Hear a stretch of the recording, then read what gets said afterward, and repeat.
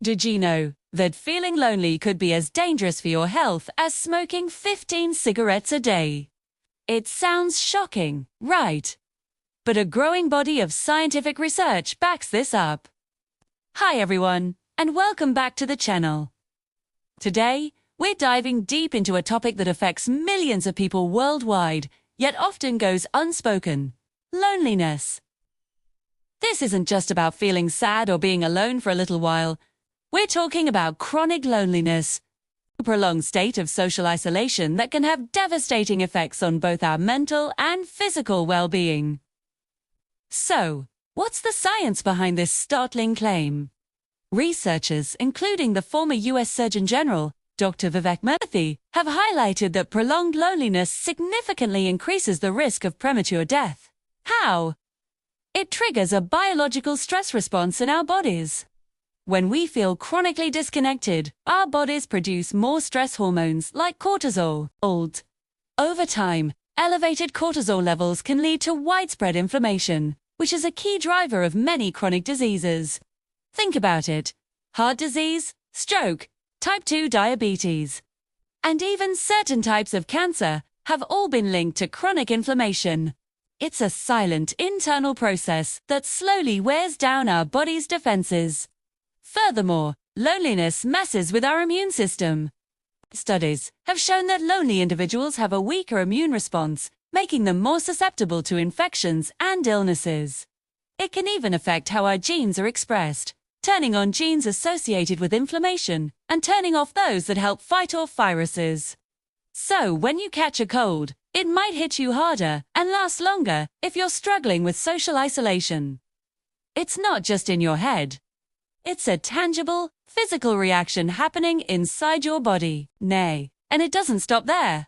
The impact on our brain is just as profound. Chronic loneliness is a major risk factor for cognitive decline, dementia, and Alzheimer's disease. Social interaction is like a workout for our brain. It keeps us sharp, engaged, and mentally agile. When we're isolated, our brain doesn't get that regular exercise, which can accelerate the aging process.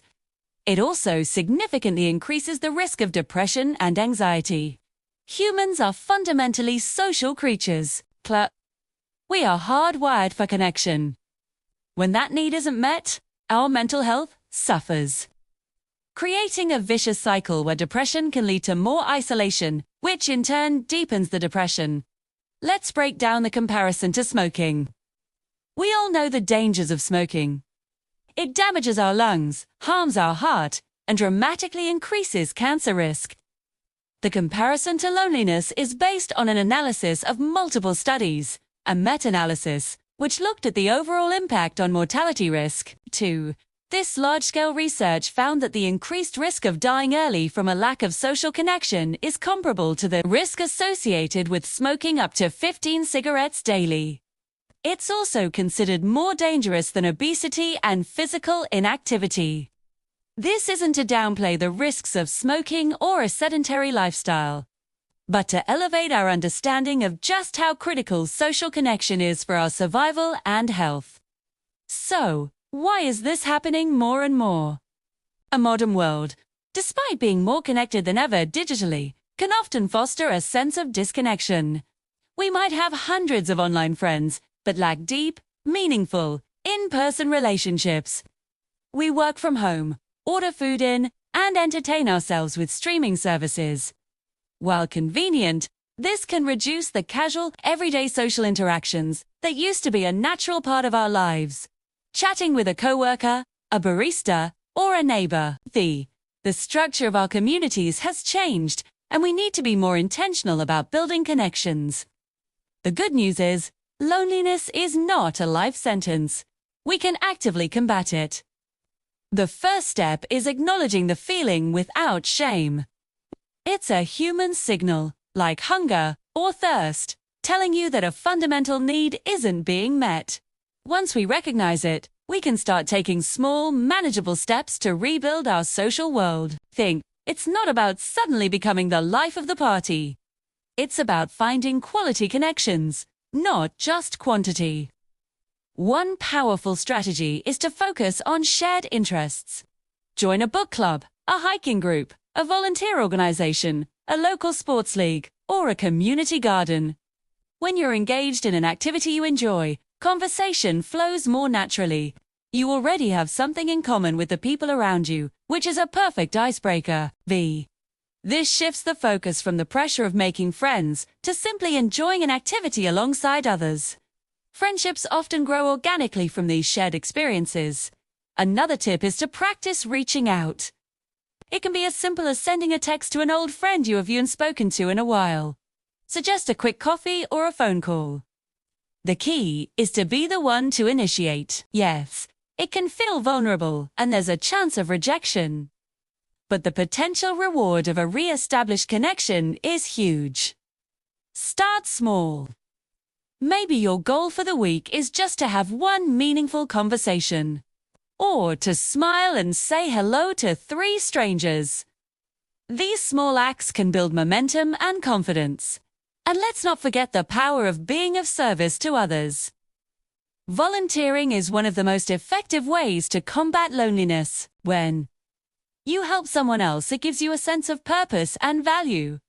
It connects you to your community and allows you to meet people who share your values. You're shifting the focus from your own feelings of isolation to the needs of others, which can be incredibly therapeutic and fulfilling. If your loneliness feels overwhelming and is deeply intertwined with depression or anxiety, please consider seeking professional help. A therapist can provide you with tools and strategies to challenge negative thought patterns, build social skills, and address the root causes of your feelings. There is absolutely no shame in getting support. It's a sign of strength to take care of your mental health, which is just as important as your physical health. If you are struggling, please know there are resources available, like the National Crisis and Suicide Lifeline, which you can reach by dialing 988 in the US. In the end, our relationships are one of the greatest determinants of our happiness and our health. The famous Harvard study of adult development, which has tracked people for over 80 years, came to a powerful conclusion. Good relationships keep us happier and healthier. Period. Not wealth, not fame, but the quality of our close relationships. So let us make a pact to prioritize our social health just as we do our diet and exercise. Reach out to that friend. Join that club, start that conversation. It's not just about feeling less lonely. It's about investing in a longer, healthier, and happier life. The cure for this epidemic isn't a pill or a medical procedure. It's each other. It's community. It's connection. It's kindness. Thank you so much for watching today. If this video resonated with you, please give it a thumbs up and share it with someone who might need to hear this message. Do you want? Forget to subscribe and hit the notification bell so you won't miss our future videos. What are some ways you build and maintain connections? Share your ideas in the comments below. Let's learn from each other. Take care and see you next time.